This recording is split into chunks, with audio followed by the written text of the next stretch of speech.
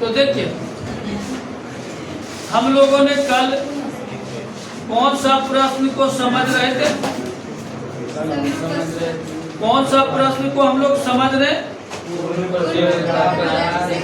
पूर्ण प्रतियोगिता बाजार किसे कहते हैं और इसके विशेषताएं बता। नहीं तो कल हम लोगों ने कितना पॉइंट को समझा था? 3 पॉइंट को समझा था? 2 पॉइंट को समझा था। लास्ट पॉइंट क्या था? समरूप वस्तु। तीसरा पॉइंट क्या लिखा है? फॉर्मों के प्रवेश अथवा छोड़ने की स्वतंत्रता। ये क्या कहना चाहता है? तो सब पढ़ करके देखिए तो समझ में आता है क्या कहना चाहता है।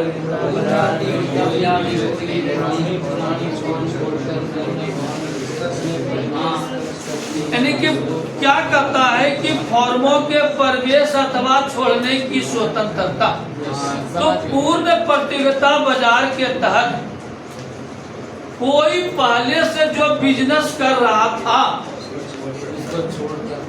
अगर उस बिजनेस में अगर उसको लाभ नहीं हो रहा है जितना लाभ उसको मिलना चाहिए था, तो उस स्थिति में वह उस बिजनेस को छोड़ करके वह दूसरा बिजनेस कर सकता। इस पर इसका कोई कानूनी या सामाजिक प्रतिबंध नहीं होता है। जैसे हमारा गोटा किया, 2 व्यापारी बैठा हुआ, कोई पहले से गेहूं का बिजनेस करता है और कोई चावल का बिजनेस करता है। कोई गेहूं का बिजनेस करता है और कोई चावल का बिजनेस करता है। तो गेहूं का जो रेट है स्थिर है, 30 रुपया केजी गेहूं पहले मिलता था, आज भी मिल रहा। और चावल का जो कीमत था वह 40 रुपया था, लेकिन अब वह चावल का कीमत बाबू 40 के जगह पे 75 हो गया और गेहूं का कीमत 30 रुपया रह गया। तो उस स्थिति में गेहूं बेचने वाले जो व्यापारी हैं वह मन में सोचा कि काश इस बिजनेस को पकड़ करके इससे अच्छा है क्या कहते हैं, इसको हम छोड़ करके चावल का बिजनेस क्यों नहीं करेंगे। इसलिए कहाँ यह 30 रुपया है, कहाँ 75 रुपया है। इसलिए हम जो गेहूं को खरीदने पैसा लगाते थे, इसलिए इस पैसा को हम चावल को ही खरीद करके और चावल का ही बिजनेस करेंगे। तो चावल का बिजनेस करने वाले को तकलीफ होगा कि नहीं होगा? होगा कि नहीं होगा कि बाबू रे तुम तो अब मेरा बिजनेस क्या करते हैं मारेगा, मेरा ग्राहक तुम खींच लेगा। ऐसी स्थिति में हाटिया में गेहूं का बिजनेस करने वाला जो पहले करता था और जो चावल का बिजनेस करता था, दोनों में उठा पटक होगा कि नहीं होगा कि तुम काहे कि बोले जबरदस्त मैं उसका बिजनेस क्या ग्राहक काट लेगा। वो गेहूं का जो पहले बिजनेस करता था मतलब, और उसके बाद क्या करता जो चावल का बिजनेस करता था तो चावल का ग्राहक नहीं काट लिया हो, तो दोनों उठा पटक होगा कि नहीं होगा? क्या बोलता है मतलब, कोई देखिए गाय के दूध का बिजनेस करता था और कोई भैंस का दूध का बिजनेस करता था, तो दोनों का ग्राहक बना हुआ। अब गाय वाला जो है दूध वह कम रेट में मिलता है, अब भैंस वाला जो दूध है वो अधिक रेट में मिलता है। इसलिए गाय का जो दूध का जो बिजनेस करता था, अब वह गाय का दूध का बिजनेस नहीं करके वह भैंस का दूध का बिजनेस करेगा। तो भैंस बुला करके कंसाठ में या डाला में दूध आठी नहीं मारेगा कि तुम मेरा ग्राहक की, ऐसा होगा कि ना होगा? नहीं होगा। की बोले जब ग्राहक को खींचे लेकर ग्राहक को दर्द नहीं होता है। तो यहाँ पर नहीं, यहाँ पे स्वतंत्र है कि कोई भी किसी भी तरह का बिजनेस पहले जो करता था वो करे या नहीं करे, दूसरा बिजनेस जो करता था उस बिजनेस को हम कर सकते हैं। कोई कानूनी या सामाजिक प्रतिबंध नहीं होता है। क्या सही है? इसलिए पूर्ण प्रतियोगिता के तहत आप स्वतंत्र हैं। जिस बिजनेस को पहले करते थे लाभ नहीं हो रहा है उसको छोड़ सकते हैं और दूसरा बिजनेस हम कर सकते हैं। जो पहले उस बिजनेस को करता भी था वो रोक नहीं लगा सकता है कि तुम ये बिजनेस क्यों कर रहे हो। क्या सही है? चलिए अगला पॉइंट की लिखे लो बेटा, अगला पॉइंट की निकलिए, यातायात लागत का अभाव। अब यह यातायात लागत का अभाव क्या है? तो पूर्ण प्रतियोगिता के तहत आप कोई भी सामान कहीं पर भी लेते हैं, उसका जो आज आपने गोड्डा मार्केट में जो सामान खरीदा और वही सामान अगर आप भागलपुर में खरीदते हैं या तो देवघर में खरीदते हैं, कीमत वही लगेगा। जैसे बेटा तोरा अपनी फेयर लवली खरीदे, फेयर लवली लगाते ना बेटा, ये हाय रे सब है लगन में बेन तोड़े चमर देता सब है फेयर लवली लगे वो कने लगे बस चलवा के चकी वो लिख लो चौकी पेपर में लिख लो तो बस कि खाली लड़कियां लगावेगी लड़का नहीं लगावेगा, समय लगाते बाबू तोरा अपने डेली लगा काम है। हाँ डेली लगा काम है बाबू। अच्छा छोड़े तोरा अपने फेयर लवली नहीं लगे बे नहीं लगे तोरा अपनी गोल्ड फ्लैग सीक्रेट फूका है ना फूका है। हाँ गलत से देखिए गोल्ड फ्लैग सीक्रेट अब देखिए कितना खुश करता चाहिए समझिए बेटा। अगर आप गोल्ड फ्लैग सीक्रेट अगर गोड्डा में अगर 15 रुपया में बाबू अगर आप फूकते हैं तो भागलपुर में भी गोल्ड फ्लैग सीक्रेट 15 रुपया में आपको फूकने को मिलेगा। दुमका भी जाइएगा तो 15 रुपया फूकने को मिलेगा। अब बेटा तुरंत लीजिए 80 रुपया में गोड्डा में फेयर लवली ले ले, देवघरों जाइए बेटा पूजा पाठ करी का बाबा का अपना मनो के दुख सुनाए के बाबा आईसी पास करा दियो आ और बेटा जब लेके बे फेयर लवली मुआ 80 टका में मिलते। ऐसा क्यों? आप अगर फूकते हैं गोल्ड फ्लैग गोड्डा में तो दुमका में भी वही 15 रुपया वही 15 रुपया में फूकिएगा। बेटा तुरंत यहाँ पर जो क्या कहता है फेयर लवली लेती है 80 रुपया में, देवघर भी जाएगी वहाँ पर भी 80 रुपया में मिलेगा। ऐसा क्यों? हाँ ऐसा क्यों? यही तो कहता है कि यहाँ पर 1 भी रुपया अधिक नहीं लगेगा। ऐसा क्यों? वही कहता है यातायात लागत का अभाव। ऐसा क्यों हो गया?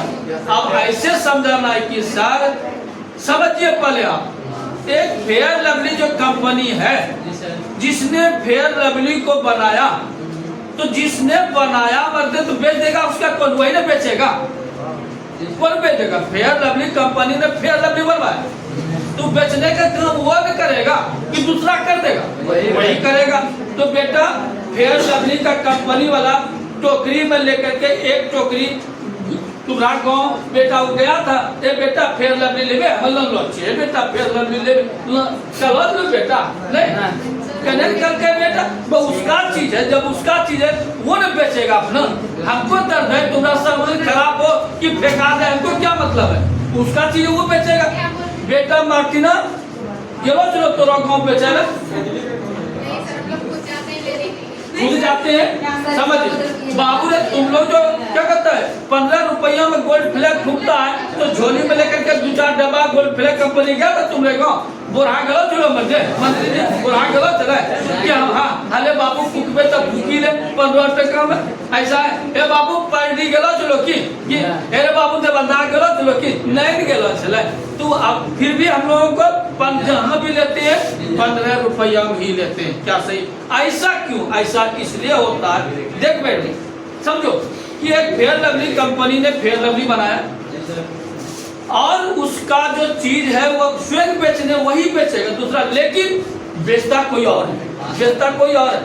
तो यह फेयर लवली कंपनी ने वो एक एजेंसी वाला वो फेयर लवली कंपनी से जाकर के संपर्क किया, एजेंसी वाले ने वो लिया कि आप जितना बनाइएगा यह सारा क्या कहते हैं फेयर लवली का कारोबार हम करेंगे, आप सिर्फ बनाइए, आपका जो कीमत है हम आपको दे देंगे। तो समझिए एक फेयर लवली का बनाने में फेयर लवली जो होता है हाँ जो चेहरा तेरा लगाने के लिए समझ बेटा 40 रुपया हकीकत कीमत, 80 रुपया जो रिटेल प्राइस मुहर मारा हुआ है उसका कीमत हकीकत में 40 रुपया, 1 टका ज्यादा नहीं है। अब वो 40 रुपये का चीज 80 रुपये में बेच रहा है। समझिए क्यों बेच रहा है? इसलिए बेचा तो जब 40 रुपये का उसका कॉस्ट ही बैठा फेयर लवली बनाने में तो जिस एजेंसी वाले ने उसका लिया बेचने के लिए तो 40 रुपये तो कॉस्ट बैठा, क्या दूध का लाभ नहीं लेगा वह?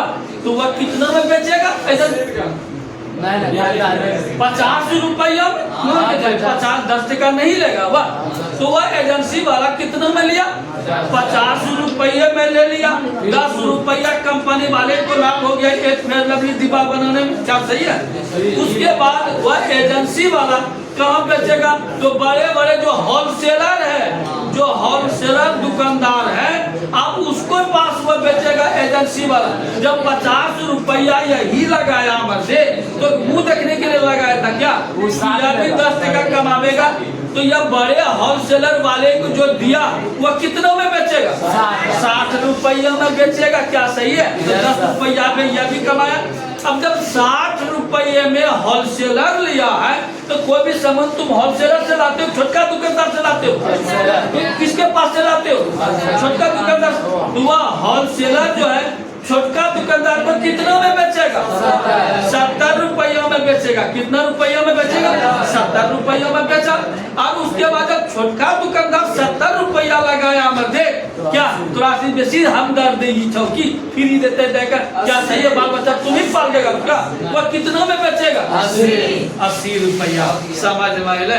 तो कहीं पर भी जो कंपनी का चीज है वहीं पर वो मोहर मार दिया, उस मोहर के हिसाब से न तो आप 1 टका, हाँ अब जो कीमत है उसमें अगर बेचने वाला अगर है, क्या कहता है, आपका थोड़ा सा सोच विचार सुन करके 2-1 टका कम कर दे वाला 10 रुपया का लाभ ले रहा है। 70 रुपया में कोई रिश्ता नहीं होगा, 70 रुपया में कोई रिश्ता नहीं।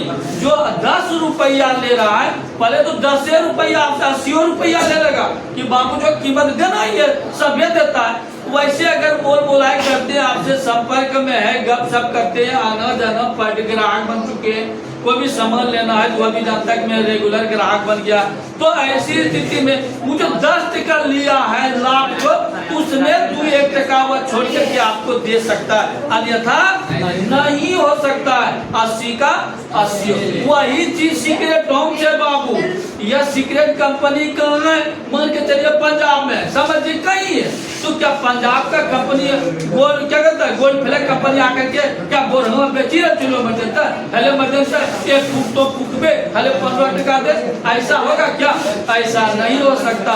इसलिए वो उसका काम यही प्रक्रिया जो आपको समझाया किसने, फेयर लवली में, वही प्रक्रिया गोल्ड फ्लैग सीक्रेट में, क्या सही है, वही कोई दिक्कत। चला पकड़ो बात की निकलियो, मूल्य नियंत्रण का बात की समझलिए बेटा। बाजार में सरकार मूल्य निर्धारण के संबंध में किसी भी प्रकार का हस्तक्षेप नहीं कर सकती। या देखिए क्या लिखा है कि पूर्ण प्रतियोगिता बाजार में सरकार मूल्य निर्धारण के संबंध में किसी भी प्रकार का हस्तक्षेप नहीं कर सकता है। अब ये देखिए सरकार जो है आम लोगों को, गरीबों को सुरक्षित रखने के लिए, जीवित रखने के लिए सरकार को गरीबों के प्रति इतना दर्द है कि 1 रुपया किलो चावल कंट्रोल में दे रहा। अरे बाबू कहने बेमौत मरी जेबे तोरा असली हमरा वोट दिलो छने बाबू, यही दिन के लिए कि सर हम लोग बेमौत मर रहे हैं, हिंदुस्तान का हर गरीब, इसलिए आपने हमको वोट दिया था चरित्रवान, विवेकवान और गुणवान समझ करके। तो सरकार जो है जिसको कि हमने वोट दिया और वह सही में खड़ा उतरा, कितना 1 रुपया किलो चावल दे रहा, कितना। और गोड्डा हटिया में जो भी किसान चावल बेच रहे हैं वह 40 रुपया किलो, कितना 40। क्या यह अन्याय हो रहा है कि नहीं हो रहा, अन्याय नहीं हो रहा। सरकार 1 रुपया किलो चावल दे रही है और किसान यहाँ जबरदस्ती मनमानी 40 रुपया किलो लेगा, क्या इस पर कार्रवाई होना चाहिए कि होना चाहिए कि सरकार जब 1 रुपया दे रही है, जब सरकार 1 रुपया दे रही है गरीबों को बचने के लिए, इस धरती पर रहने के लिए कि भूख से नहीं मर जाओ, इसलिए तुम हमको वोट दिया था कि भूख से नहीं, इसलिए बाबू हम जब तक गद्दी पर रहेंगे भूख से मरने नहीं देंगे, और नहीं दे रहा है। और किसान गरीबों का, पैसों वालों का, सबका तो क्या सामने में खड़ा खड़ा खून चूस रहा है बदे, 40 रुपया किलो चावल बेचेगा, क्या उसके ऊपर कार्रवाई होगा कि नहीं होगा, नहीं होगा। बोले बाबू मनमानी तक किसानों करेगा। सरकार 1 रुपया सरकार है, वो किसान बेचेगा 40 रुपया। ये मनमानी करेगा किसान, इस पर रोक नहीं लगेगा क्या सौरभ जी? आप ही बोलिए ना, सरकार 1 रुपया किलो चावल दे रही है और उसके बाद किसान यहाँ पे 40 रुपया किलो चावल बेचेगा। वो क्या डायरेक्ट लोगों को क्या खून चूस रहा है कि नहीं चूस रहा है, लूट रहा है कि नहीं लूट रहा है? क्या उसके ऊपर कार्रवाई नहीं करेगी सरकार? कहने कर तो आप कहने करता है सुन, ऐसे जवाब देना है कि सर इतना बुर्बक समझते हैं हम लोगों को क्या? हाँ, किसान 40 रुपया वो तो उसका चीज है, कीमत कुछ भी रख सकता है। इसलिए अगर जो सरकार गद्दी पर बैठा हुआ है, अगर वो भी अगर आकर के गोटा हटिया अगर वो पहुंचता है, जितना भी सबका चावल है सीज करो सारे किसानों का, किसान है तो खाली बोलता है, तब ये किसान तुरंत वह अपने यहाँ फुल पावर में आगे सर जैसा रुकिए आप सुनिए। हाँ, इसलिए जिस समय हम लोगों ने खेती किया था सारा बाल बच्चा मिल करके, इस चिलचिलाती धूप में, बर्फीली हवा में, कड़कती हुई बिजली में अगर किसी का बेमौत हो मर जाता या कुछ भी नुकसान होता कोई परिवार, क्या उसका वापस लाते क्या? तो कितने परेशानियों को झेल करके हम लोगों ने खेती किया। अगर उस परेशानियों को, उस मुसीबतों को, उस आफत, उस विपद का अगर कीमत अगर जोड़ेंगे, उस समस्याओं को जितने के हम लोगों ने 6 महीने तक सारा बाल बच्चा हम तो खटबे किए, मेरा परिवार खटी, मेरा बेटा खटा, मेरा पुतहू खटी, मेरा जो छोटा छोटा नन्हा सब गाँव लाल गोपाल है वह भी सारा खटा खेत में, और उसके बाद सारा मेहनत करके सर उपजाए। अगर मेहनत को जोड़ते हैं तो किसानों के प्रति तो सर हमदर्दी है, इसलिए 40 रुपया दे रहे हैं। अगर आप लीजिएगा सर किसान का तो गोली मारिए, अगर आप लीजिए सील क्या कीजिएगा, अगर आप लेते हैं तो आपको 140 रुपया किलो चावल देंगे, लेना है तो लीजिए तो चुपचाप घर जाइए। क्या सही है? इसलिए किसान भी सरकार को धमकाने की क्षमता रखता है, इसलिए सारा मेहनत खून पसीने का कमाई है। कोई नुकसान हो जाता तो क्या वापस करती सरकार? क्या नहीं। इसलिए यहाँ पर 40 कौन पूछता है, सरकार को 140 रुपया किलो देगा, लेना छोट मत दे, ले खाना तो चुपचाप अपना घर। क्या सही है? नहीं बेटा, कहीं कोई दिक्कत? इसलिए बाबू ये याद रखना, यह इंटर है, यही आपका लाइफ है। अगर इंटर में अगर आप रास्ता से कुरास्ता अगर आप भटक गए, होल लाइफ में दुखों का सामना करना होगा। इसलिए इस क्लास को कम से कम आप रास्ता से कुरास्ता यानी कि भटके नहीं, और नहीं तो यह याद रखिएगा कि कभी बनशंकर सर का बोला हुआ याद रहेगा। ऐसे समझिए बाबू कि लव मैरिज शादी अब प्रेम वाला केवाड़ी कभी टिकाऊ नहीं होता, ये याद रखिएगा। लव मैरिज शादी और प्रेम वाला केवाड़ी कभी टिकाऊ नहीं होता। इसलिए बेटा अरे बाबू रे दोनों को करें, इसलिए कभी भी माता पिता के खिलाफ नहीं जाना, और नहीं तो गुते तुम लोग तो बर्बाद होबे करेगा, 2 घर भी बर्बाद कर देगा। इसलिए कभी भी लाइफ में ऐसा माता पिता के खिलाफ नहीं जाना। क्या सही है? इसलिए बाबू